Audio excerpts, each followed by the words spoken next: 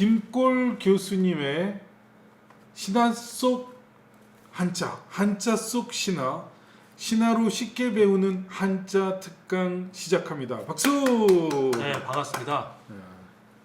이거는 이제 파워포인트로 하는 건가요? 아니면 이렇게 그냥 화면으로? 네, 그냥 이제 그러면 안 돼. 예, 여기에서 예. 페이지 내려가면서. 내려가면서. 예. 네, 반갑습니다. 일단 이제 신화로 좀 한자를 쉽게 어떻게 하면 좀 배울까 이제 고민을 하다가 아무래도 신화로 배우는 게 좋겠다라고 생각이 들어서 이제 이런 책을 하나 쓰게 됐고요. 다들 이제 왜 이 신화로 배우면 좀 쉽냐? 요거는 이제 쉽게 얘기하면 한자라는 것 자체가 이런 우리가 선사 시대나 신석기 시대 때부터 있었던 그림에서 사실은 이제 나온 문자들입니다. 그래서 그렇게 한자들을 이런 이제 그림을 통해서 배우는 게 사실은 더 훨씬 쉽다. 이렇게 이제 생각하시면 될 것 같고요. 요게 이제 저희가 파워포인트로 사실은 이걸 좀 이게 만들었는데 이제 요거를 이렇게 좀 내려서 볼게요. 요게 이제 우리 흔히 말하는 암각화. 보통 이제 암각화라고 하면 이제 바위에다가 새긴 그림들입니다. 실제로 이제 몽고나 이게 내몽고 지역에 특히 이런 그림들이 많은데요. 그래서 한자가 아마 저쪽 초원지대에서부터 이렇게 황하 쪽으로 내려왔을 거다라고 이제 얘기를 하고 있습니다. 위에서부터 내려왔다고 얘기를 하고 있는 게 여기 보면은 이게 이제 호랑이 그림이고요. 여기 아마 호랑이 그림이고 요게 이제 화살을 쏘는 사람 이렇게 보시면 그러네요.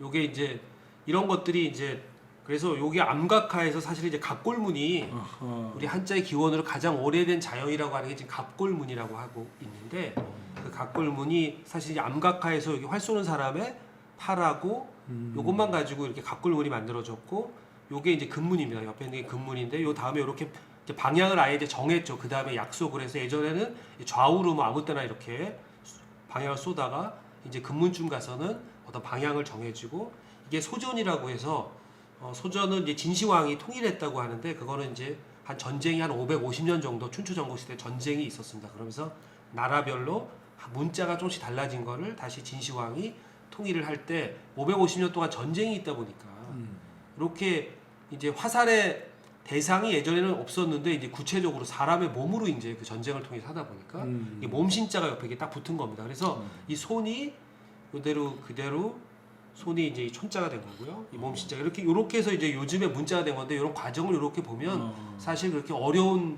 글자가 아닌 거죠. 이 호랑이 호자도 마찬가지입니다. 호랑이 호자도 사실 이제 호랑이가 처음에 나온 거죠. 그냥 호랑이를 그대로 그렸어요. 이제 이거 그린 거를 방향이 이제 정해지고 그러니까 한자는 위에서 이렇게 우리가 흔히 말하는 그 대나무나 이런 데다가 원래 쓰던 습관이 있어서 위에서부터 세로로 원래 썼었잖아요. 과거에는. 그래서 세로로 쓰다 보니까 그런 형태로 해서 이제 호랑이 있고 나중에는 이빨, 대가리만 이제 입을 벌리고 있는 대가리만을 강화하고 그걸 세운 형태로 해서 사람 인자가 이렇게 들어간 형태로 해서 지금의 이제 호자가 만들어졌습니다. 저게 사수할 때 사 맞는 거죠? 네, 사수할 때 사자입니다. 이게 이제 옛날에는 사람이 활을 쏘는 모습으로 사자를 만들었습니다. 이게 이제 술의 차자도 마찬가지예요. 술의 술의 차 이런 차자도 옛날에 이렇게 마차를 그렸던 것 중에 이 축을 그렸고 나중에는 그 중에 밖에 하나 쪽만 두 개에서 이제 하나만 그린 게 지금의 차라고 생각하시면 돼요. 이렇게 이제 그렇게 생각하시면 될 것 같고요. 이런 식으로 이제 한자가 만들어졌습니다. 그래서 한자는 사실 갑골문이 이제 우리가 가장 이제 현재 오래된 문자로 발견된 게 상나라 때 갑골문이죠. 이거를 이제 영어로는 이제 오라클본이라고 보통 얘기를 합니다. 그 오라클이라고 하는 게 여러분도 아시는 신탁. 그래서 이게 사실 점치는 이제 왕이 점을 칠 때 만들었어요. 그래서 점을 치고 뭐 예를 들면 이제 누구를 뭐 저주를 할 수도 있지만 어쨌든 미래를 예측하기 위해서 뭐 전쟁을 할지 말지 아니면 뭐 이런 거를 이제 하기 위해서 만든 문자가 이제 오라클본이 그래서 오라클본이라고 보통 이제 많이 하고요. 이런 갑골문에서 금문을 거쳐서 이렇게 소전으로 갔다가 이렇게 해서 정체로 갔습니다. 요게 이제 그래서 소나무 코끼리 상자가 이런 형태로 갑골문에서 금문으로 해서 소전으로 해서 이제 오늘날의 해서체로 이렇게 바뀐 겁니다. 사람 인자도 마찬가지입니다. 이제 사람 인자가 이게 이제 여러분들이 이제 과거에 했던 사람들이 일단 보면은 사람인도 이게 굉장히 재밌는 문제예요. 그러니까 그 한자를 좀 알려면 그러니까 사람인가 같은 거는 옛날 고대인의 정서가 그대로 들어가 있는 거고요. 여기 이제 한일자를 두 개를 대표적으로 뽑은 거는 요건 이제 신화하고 연결이 된 한자라서 이렇게 두 가지를 대표적으로 이제 뽑아놨습니다. 사람인은 우리가 흔히 말하는 동물과 구분되는 특징을 당시 사람들이 이게 적어놨어요. 그 특징이 뭔지를 지금 한번 빨리 이제 맞추시는 분에게 책 한 권 드립니다. 예. 이게 뭐를 나타낸 것 같습니다. 뭐를 나타낸 거죠? 한번 누가 맞춰보세요. 사람이 동물과 이제 틀린 특징이 사실 되게 많잖아요. 뭐 여러 가지가 있는데 옛날에는 굉장히 직관적으로 우리가 동물과 틀린 게 뭐가 있다 이렇게 옛날 사람들 그렇게 생각을 하고 이게 만들었어요. 이 모양에 사실은 나와 있습니다. 기립. 이것도 굉장히 의미가 있는 말씀이신 것 같아요. 근데 지금 이제 가장 많이 지금 학자들이 추측하고 있는 거는 인사하는 모습입니다. 사람이 인사하는 모습, 동양의 인사하는 모습을 그래서 인사하는 게 이제 사람인. 그렇구나. 사람은 인사할 줄 안다. 사람은 예절이 동물은 예절을 못 지키고 그 또 야만인하고 비문명인, 그러니까 문명인과 비문명인의 차이도 인사. 이번엔 기회가 여러분에게 지나갔어요. 다음에 기회가 또 있을 거예요. 좀 그래서 이제 이 사람인자는 그런 어떤 그 당시 사람이 생각하는 어떤 정서들이 이렇게 담겨 있는 거고요.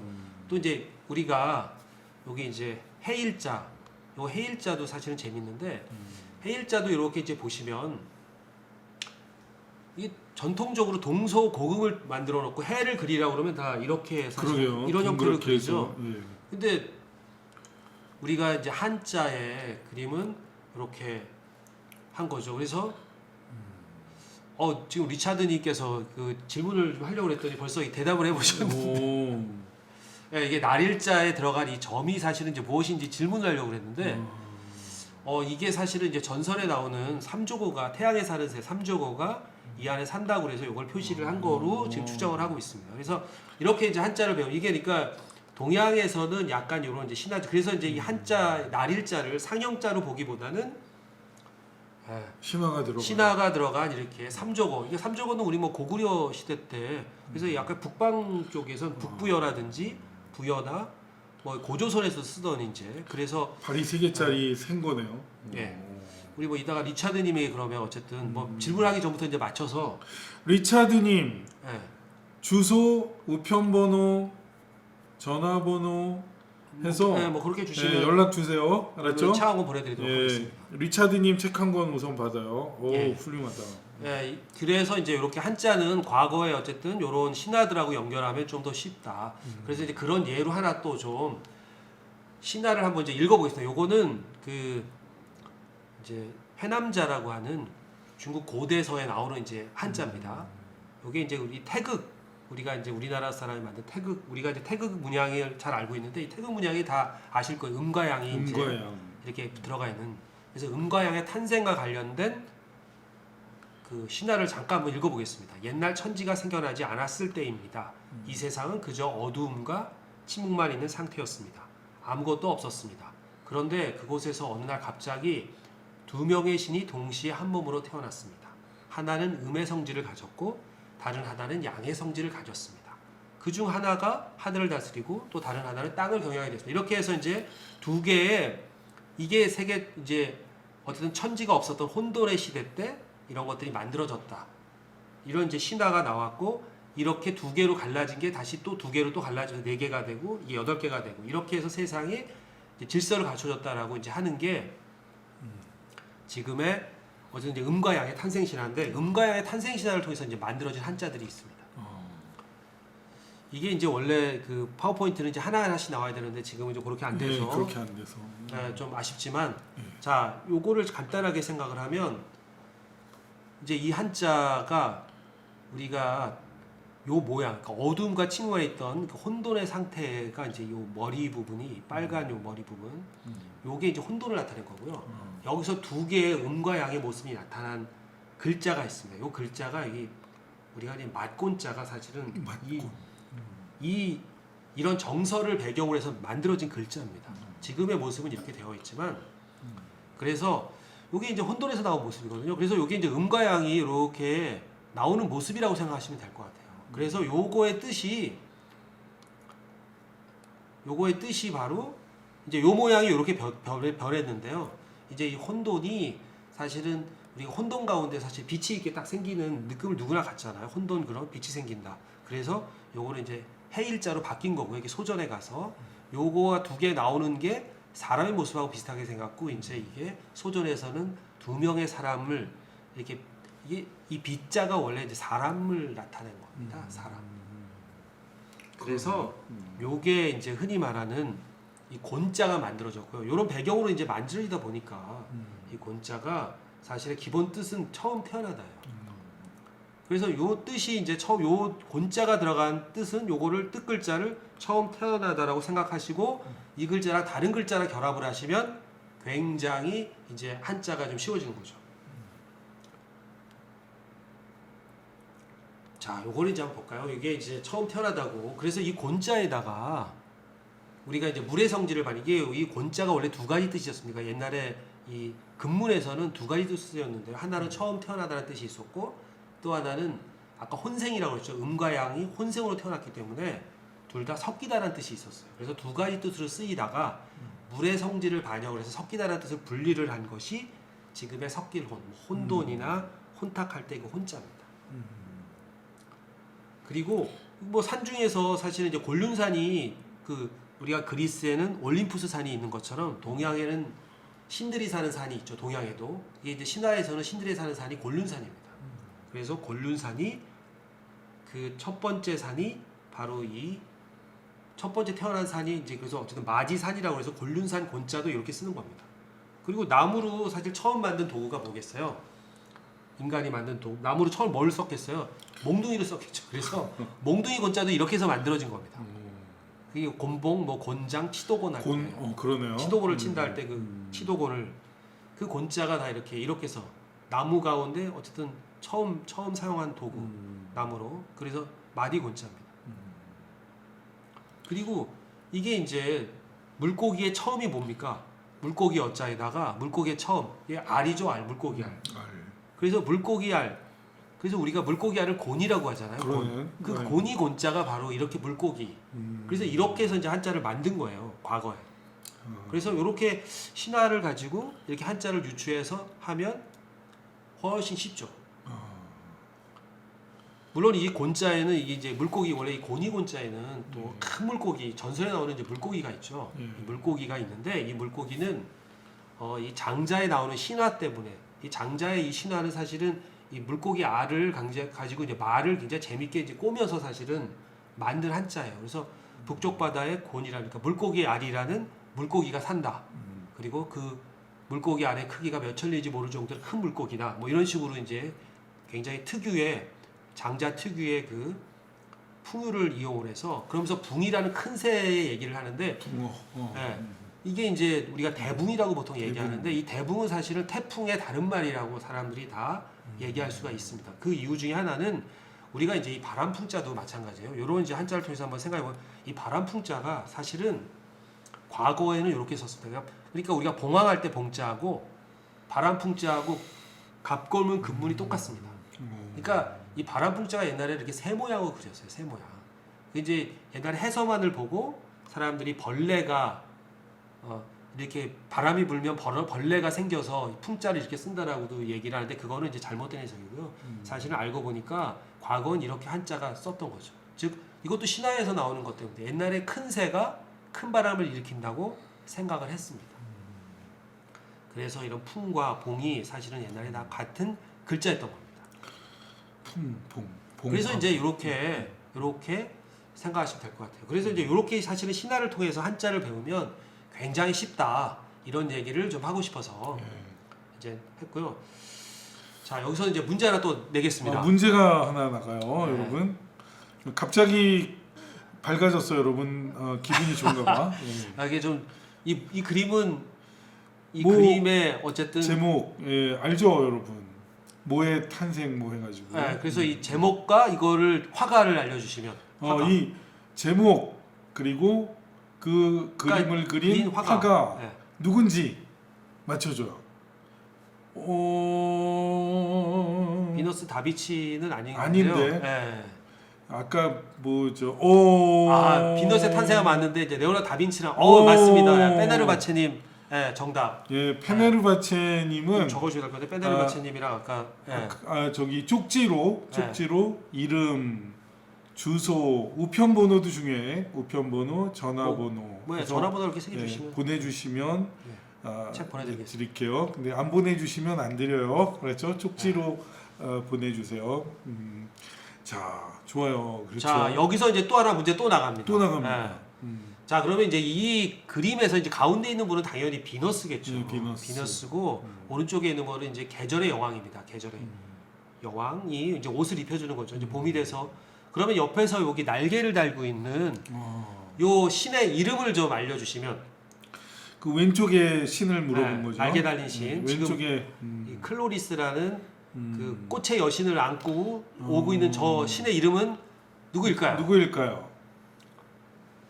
헤르메스 아닙니다. 헤르메스는 아닙니다. 아니고.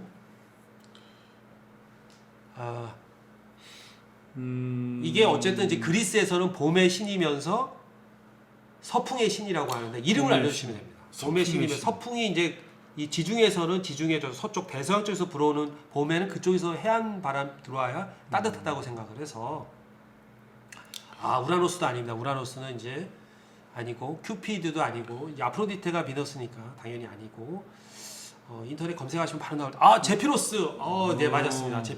제피로스를 맞췄어. 제피로스 현서가 맞습니다. 맞췄어. 좋아. 현서도 이름, 주소, 전화번호, 우편번호 쪽지로 보내줘요. 제피로스 맞습니다. 이제 이 제피로스 얘기를 한 이유는 이제 이렇게 서양에도 이 봄의 신이 있잖아요. 봄의 신 그리고 봄바람을 불어오는 신 이게 이제 서풍의 신 이 제피로스가 있는 것처럼 동양에도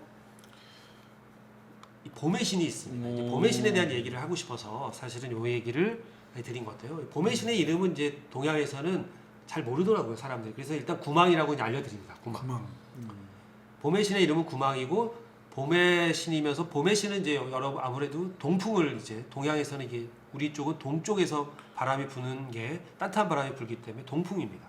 동풍의 신이고 동풍을 관장하고 봄의 신이 구망인데 구망의 뜻이 사실은 이게 구부러진 풀이라는 뜻이에요. 구부러진 풀. 한자 그대로 해석을 하면 구부러진 풀. 이게 그리고 이게 이제 춘에 이 봄춘자에 사실은 옛날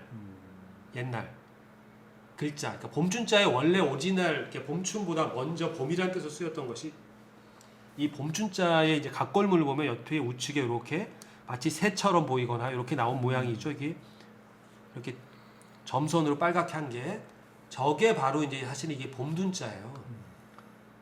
둔자. 봄둔자. 이게 이제 지금의 뜻은 좀 달라졌습니다. 지금은 어쨌든 모이다. 우리가 이제 모이다라는 뜻을 나타내려고 사실 이 둔자는 이제 이 둔자가 이렇게 풀이 나는 이렇게 모습을 여기 그림으로 보이죠. 풀이 나는 모습을 그대로 이제 사실은 나타낸 게 이 둔자예요. 이 갑골문 근문을 보면 그래서 그래서 이제 저 둔자가 사실 이제 봄을 나타내는 글자였습니다. 그래서 요게 이제 이게 봄 둔자였고요. 요게 이제 사실은 우리가 이 봄의 신이 이제 사실은 아까 이렇게 이 제피로스는 이렇게 생겼는데 봄의 신 구망은 사실은 이제 인면조로 나와 있습니다. 인면조. 사실은 이 구망의 뜻은 그런 뜻인데 구부러진 풀이지만 뜻은 이렇게 인면조. 우리가 얼마 전에 평창올림픽 얼마 전은 아니죠. 4년 전에 평창올림픽 할 때 인면조가 나와가지고 굉장히 이제 화제가 됐죠. 고구려 벽화에 나오는 요게 구망의 모습입니다. 사실은 구망 봄의 신 그렇게 이제 생각하시면 될 것 같고요. 자 이제 지루해지실까봐 빨리빨리 넘어가겠습니다. 그래서 어쨌든 이 봄둔이 이 봄이란 뜻에서 지금은 사실은 봄이 되면 사람들이 막 쏟아져 나오잖아요. 풀밭으로. 그래서 모이다라는 뜻이 생겼습니다. 그래서 그 모이다라는 뜻으로 이 둔자를 쓰게 되면서 봄춘자를 한 새로 만든 거예요. 즉 햇살 조자를 하나 더해서 봄춘자를 만든 겁니다. 그래서 요게 이제 더해진 게 사실은 지금의 봄춘이 된 거고요. 그 처음 상태 그래서 요거를 이제 응용을 하면 이 둔자에다가 이제 우리가 이 실사자는 원래 실은 우리가 이제 그 비단에 거기서 이제 뽑은 거를 얘기를 한 겁니다. 그래서 비단에서 어쨌든 이 동글동글한 데서 처음 뽑아냈다라고 해서 순수할 순자가 이렇게 해서 이제 만들어진 겁니다. 순수할 순자가 이렇게 만들어진 거고요. 또 쇠의 처음의 성질이 어떤 거죠? 무디죠. 단련하기 전에 무디잖아요. 그래서 무딜 둔자도 그래서 쇠금자하고 쇠급의 처음 성질이다. 이래서 무딜 둔자입니다. 무딜 둔. 그러니까 이렇게 신화나 이런 걸 가지고 이 둔자를 배우고 아울러서 뭐 춘자도 같이 배우고 그래서 이렇게 순수할 순자와 무딜 둔 그리고 이제 봄춘자까지 이렇게 같이 공부를 하면 훨씬 한자를 쉽게 배울 수 있다. 이게 이제 제 강의의 오늘 이제 요점이고요. 이게 이제 마지막 한번 강조를 하면 이렇게 사실 한자가 어렵지 않습니다. 이제 한자를 굉장히 많이 싫어하는데 고민을 저도 많이 했습니다. 그래서 그러다 보니까 한 100개 미만 정도의 이렇게 신화로 한자를 배우고 그런 한자를 이렇게 응용을 해서 이렇게 배우면 최소한 우리나라의 그 상용 한자, 교육부에서 정한 상용 한자 한 1800자 정도는 순수하게 배울 수 있다.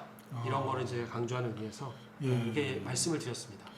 뭐 이제 지루하실까봐 더 이상 여기 부분은 이렇게 강의를 끝내고 여러분 궁금하신 점 있으면 계속 또 알려주시면 좋아요. 네. 우선 1차 강의를 마쳤어요. 박수! 박수! 여러분 오늘은 또 한자를 재밌게 배우는 오늘 필 받았어요. 우리 김골 교수님의 음양 특강 하나 또 시작해요. 박수! 오늘 재밌는 날 나는 재밌어. 그 옛날 추억도 있고 아주 재밌는 방송이 됐어요. 네, 이제 오늘은 이제 태극기에 들어가 있는 그 태극 문양의 이제 음과 양이 나오는데요. 이게 서양 사람들도 이 음과 양의 개념을 잘 모르고 또 음자나 양자를 사실은 이게 다들 쓰기를 되게 어려워하는 한자죠. 쓰기를 굉장히 어려워하는 이제 한자인데 요거를 좀 쉽게 배우는 법을 이제 한번 우리 아까 이제 곤자를 배웠잖아요. 곤자에서 우리가 이제 쭉쭉 뻗어 나오는 게 하나는 음이고 하나는 양이라고 했는데 사실 이 양자가 이제 햇볕 양자잖아요. 햇볕. 사실은 이 사진에 나온 것 같은 햇볕을 그대로 사실은 그림으로 나타낸 글자라고 생각하시면 돼요. 그리고 음자는 요거의 상대어니까 햇볕의 상대어는 그늘이죠. 그늘입니다. 그래서 그늘, 그러니까 어떤 지붕이 있고 지붕 밑에 어떤 그림자가 있는 모습을 나타낸 거라고 생각하시면 됩니다. 그렇게 일단 가정을 하시고 가정이 아니고 실제로 그러니까 이제 그렇게 생각을 하시고 이 한자를 이제 하나하나씩 보면 훨씬 이해가 쉽습니다. 자, 일단 양자부터 보겠습니다. 이제 양자는 여기 이제 해 일자가 있잖아요. 해 일자가 해를 그대로 나타내는 겁니다. 해가 비치는 거고 근데 어디다 비치느냐를 이제 나타낸 거예요. 그래서 이 양자의 사실은 이제 원래 원형이 이 양자입니다. 여기 언덕부라고 보통 얘기하는 이 왼쪽에 있는 이 부자를 빠진 게 원래 뜻이고요. 요거는 나중에 뜻을 강화하기 위해서 또 붙인 겁니다. 여기서 이제 T자 모양의 요게 이 빨간색 T자 모양 요게 우리 재단을 나타내는 거예요. 재단. 그러니까 햇볕이 재단 위에 붙인다. 이 재단이라고 사실 언덕 위에 보통 햇볕이 잘 드는 곳에 재단을 쌓잖아요. 그래서 햇볕이 잘 드는 곳에 햇볕이 이제 쏘는 겁니다. 그래서 햇볕과 해와 이 재단을 나타낸 글자가 양자다. 그러면 이 양자 옆에 요 언덕부는 왜 붙였냐? 요게 이제 우리가 궁금해하실 것 같아요. 요 이제 언덕부라고 우리가 보통 얘기하지만 사실은 언덕부라고 하면 사실 잘못된 표현이고요. 이거는 원래는 이 재단으로 올라가는 계단을 나타낸 겁니다. 계단. 그래서 실제로 이 부자는 재단을 올라가는 계단을 나타냈고 그래서 뜻이 재단을 나타내거나 아니면 오르내리다. 계단이라서 오르내리라는 뜻이 있습니다. 그래서 뭐 우리가 뭐 하강할 때 그 강자라든지 이런 게 다 그럴 때 이제 보면 이런 걸 쓰거든요. 실제로 그래서 이제 내려간다는 뜻입니다. 그래서 요 이렇게 재단을 올라가는 계단을 나타낸 겁니다. 그러니까 결국엔 요거를 뜻을 강화하기 위해서 쓴 거고 아울러서 권위를 나타낸 겁니다. 그러니까 음신 양신이라고 우리가 얘기를 했기 때문에 양과 신을 어쨌든 높여주는 의미로 이 부자를 붙인 거고 그래서 처음에는 양자에만 붙였다가 금문에 가서는 음자에도 이 부자를 붙이게 됩니다. 그렇게 이제 생각하시면 되고요. 이 부자는 어쨌든 자연적으로 생긴 언덕이 아닙니다. 그래서 사실 언덕부라고 하면 헷갈리고 보통은 재단, 계단, 부라고 얘기하시고 언덕이라는 뜻은 여기 언덕구. 실제 언덕을 그린 건 언덕구자고 또 기슬 엄자도 이것도 계단 어떤 사람들은 이제 이것도 언덕이라고 생각하는데 기슬 엄자는 정확하게 해안, 기슬가에 있는 해안에 있는 그래서 바위란 뜻이 더 강합니다. 그러니까 해안에 있는 언덕들은 다 이렇게 바위가 이렇게 튀어나와 있잖아요. 그래서 그런 걸 그린 거라고 생각하시고 뜻을 해서 나중에 이런 것들 결합을 할 때는 그렇게 생각을 하시면 됩니다. 자, 그렇게 이제 생각을 하시고 이 양자를 생각하고, 양자는 어쨌든 기본적으로 햇볕입니다. 햇볕이니까 햇볕이 잘 들어오는 이제 땅, 그런 장소가, 그래서 이제 마당장자는 그렇게 해서 이제 만들어진 글자고요. 우리가 이 양자가, 우리가 이제 해모수 생각하시면 돼요. 해모수. 이 고구려의 어쨌든 시조신, 해모수 같은 시조신에게 우리가 원래 손을 들어 올리면서 뭔가를 찬양하고, 이런 실제로 여기 지금 나와 있지 않은데, 우리가 이제 실제로 예전에 금문이나 이런 모습을 보면 그런 모습입니다. 사람이 손을 들고 있는 모습입니다. 그 중에 손만을 강조한 게 오를 양자입니다. 이렇게 찬양, 뭐 입신양면, 의기양양, 선양 이럴 때 그 양자입니다.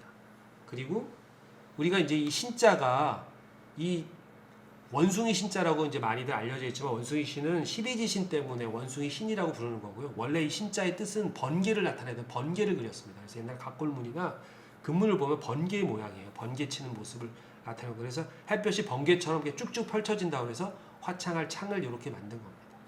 그럼 좀 갑자기 생각나서 그러는데 네. 이 책으로 한자를 이 한 권으로 2권, 3권 나올 거지만은 예. 몇 개 정도 외울 수 있을까요? 뭐 제가 그렇게 디테일하게 세우진 않았는데, 이제 신화 한자가 보통은 여기 한 20개 정도 나온 것 같아요. 그러니까 이제 그거를 중심으로 이렇게 한자를 배우면 한 100개, 한 200~300개는 충분히 200~300개는 충분히 외울 수 있죠. 또 재미있게 이 그 책 그림과 뒤에 함께. 보면은 아마 이제 한자들을 이렇게 쭉 나와 있는데, 찾아보기에 보면 이제 한자들을 쭉 정리를 했는데 많은데. 한 100개 정도는 아마 어. 이렇게 응용 한자를 이렇게 섞어서 하면 그 정도는 충분히 배울 수 있을 거라 생각을 하고요. 네, 좋아요. 그림에 신경을 많이 쓴 것 같아요. 그리고 이제 끓일 탕자도 역시 이제 해가, 우리가 보통은 이제 동양에서 해는 동쪽에서 떠서, 어느 나라는 물론 동쪽에서 떠서 이제 서쪽으로 지는데, 이 동쪽이 이 한자를 만든 사람 입장에서 보면 동쪽은 다 바다가 있던 곳입니다. 그래서 이 바다에서 이제 해가 올라온다라는 그 신화가 다 그렇게 되어 있거든요. 그래서 이제 그런 걸 감안을 해서 이제 그런 모습을 이렇게 어쨌든 반영을 해서 끓일 탕자가 물에서 이제 물을, 해 기운을 뜨겁게 한다. 그래서 끓일 탕자를 그렇게 만들었다고 생각하시면 되고, 우리가 아까 해모수 얘기를 했는데, 이제 우리가 햇볕으로 임신하신 분이 우리 이제 신화에 나오죠. 우리가 해모수, 그러니까 고주몽의 어머니가 우리가 이제 유화부인, 버들 유자라고도 하고 또 이게 양화라고도 할 수 있습니다. 왜냐하면 버드라시잖아요, 그분이. 그래서 햇볕의 나무, 뭐 원래는 이제 뭐 당연히 해가 잘 드는 곳에 나서 뭐 이런 뜻도 있지만, 그런 신화하고 연결해서 이런 글자를 배우면 훨씬 쉽습니다. 그렇게 이제 생각을 하시고 양자를 생각하시면 될 것 같고요. 그렇게 해서 이제 양자를 배우고, 이제 음자도 되게 쉽습니다. 사실 음자는 이 원형 글자를 보면, 이 원형 글자는 그냥 이 지붕이고, 여기 지붕입니다. 여기 지붕을 나타낸 게 요게 우리가 이제 삼합집, 요게 요 글자가 집집자라고도 하고 삼합집, 이게 사실 집집자라서 이게 부수자에는 빠져 있지만 이 집집자로 만들 수 있는 한자가, 결합하는 한자가 되게 많습니다. 그래서 이 집집이라고 하는 걸 보면 이게 집이에요. 실제로 집을 나타내고 지붕을 나타내고, 지붕하고 우리가 대들보를 나타내는 겁니다. 그런 거를 이제 집과 집 사이에 이렇게 걸어놓는 또 횡목이라고 그러죠. 그거를 이제 지붕과 지붕 아래 있는 그걸 나타낸 글자입니다. 그래서 그 밑에 그림자를 나타낸 게 사실은 지근금자고요. 요거하고 사실 음자하고 우리 그늘 음자하고는 사실 똑같이 생긴 글자인데, 물론 이 금자가 사실은 이제라는 뜻으로 지금은 쓰고 있지만, 원래는 요게 이제 각골문 때 글자는 사실 이 머금을 함자였습니다. 그러니까 이 금자가 사실은 이제 머금다라는 뜻으로 요때는 쓰였거든요. 그래서 요거 전에는 아마 같았을 거다. 우리가 아까 암각화 이런 얘기 했었잖아요. 요거보다 좀 먼저 아마 만들어졌던 글자에는 분명히 같은 뜻이었을 거다. 요 음자랑 금자랑 같은 뜻이었을 거라고 생각을 해서 요거를 사실은 이제 그늘로 생각해도 됩니다. 왜냐하면 그림자가 이렇게 있는, 그림자가 머물다, 그래서 머금다, 품다, 이 함자가 나왔다고 생각하시면 될 것 같고, 이런 뜻으로 쓰이게 되니까 이제 입구자를 하나 더 넣은 거죠. 왜냐하면 입안에 우리가 머금다라는, 품다라는 뜻을 더 나타내기가 쉬우니까 뜻을 강화하려고 이 입구자를 하나 더 넣었다고 생각하시면 되고요. 요 금자는 이제라는 뜻으로 된 거는 사실 시간을 나타낼 때 우리가 그늘로 이제 나타내는 시계를 나타낼 때 해시계를 그런 뜻으로 해서 이제 가차를 한 겁니다. 이제라는 뜻. 그렇게 되면서 이제 사실 그늘이라는 뜻은 빠졌지만 원래 이 그늘이라는 뜻은 이렇게 나타내다가 아까 얘기했죠. 이런 이제 그림자를 나타내던 문자에서 여기 음신이라서 여기 이제 권위를 나타내는 거를 다시 양신하고 격을 맞춰주려고 붙자를 하나 더 붙인 겁니다. 아울러서 여기 구름 문자를 하나 더 붙였습니다. 여기 이제 운자가 말할 운자라고도 하지만 사실 여기 구름 운자의 원래 글자예요. 우리가 이제 이 구름은 이 해를 가리는 성질이 있죠. 그래서 태양의 반대 상대어로서의 그늘도 역시 그늘하고 똑같습니다. 해를 가린다라는 그늘을 지는 게 사실은 그래서 이 구름 문자도 뜻가를 위해서 하나 더 붙여준 겁니다. 소전에 가서. 그러니까 사실 이걸 다 분류해서 보면 금자랑 운자가 결합이 되어 있는데 이 금자도 그늘이고 운자도 그늘이고 요거는 양하고 격을 맞춰주기 위해서 붙여준 우리가 재단 계단 부자는 그렇게 붙여준 겁니다. 그래서 그렇게 생각을 하시면 사실 금자 음자도 그늘 음자도 되게 쉽게 배울 수가 있습니다. 그렇게 그래서 양과 음을 그렇게 같이 배우시면 훨씬 이제 요렇게 배우고 나면 사실은 뭐 이 금자가 이제 머금다, 품다 이런 뜻으로 이제 이 금자를 생각하시면 사실 이제 우리가 뭐 생각할 염자라든지 읊을 음자라든지 뭐 탐낼 탐자라든지 이런 게 다 사실은 되게 쉬워지죠. 검은 거 금자라든지 이런 게 다 여기는 이제 나오진 않는데 시간 관계상 그런 것들도 쉽게 배울 수가 있습니다. 예, 양, 음까지 재밌게 봤습니다. 박수. 너무 고마워요. 이렇게 네. 한자 배우면 재밌습니다. 이 좀 이런 그 좀 새로운 이렇게 자극을 받으면 뇌가 더 좋아지는 거야, 여러분. 이 와중에 이제 여러분 별풍선 어디다 놓을 데가 없는데 계속 왔어요. 그래가지고 너무 감사해요. 그래갖고 우리 인증샷 한번 찍어야 돼. 뭐냐면 야 이거 남탕 방송에 이렇게 별풍선 터진 적이 그래요? 없어. 그래갖고 그래서 오늘의 게스트는 김골 교수니까 자 이렇게 해서 우리 그 와중에 계속 터졌네. 이거 어떡하나. 이 막 겹겹이 터지는데 이렇게 하죠. 이건 나한테 하고 또 이것도 놓고 그래서 인증샷 하나 찍겠습니다. 자 하나 저기 보면서 저 친구가 이제 나중에 찍어줘요. 하나 둘 셋. 또 이거 하나 찍어주자. 그래도 예. 후배가 책 냈는데 좀 잘 예. 팔려야지, 그지? 자 하나 둘 셋. 좋았어. 땡큐. 여러분 존잘남이 너무 캡처 감사합니다. 잘해주기를 바라고 뭐 또 오늘 또 책도 선물 많이 협찬해줬는데 너무 고마워요.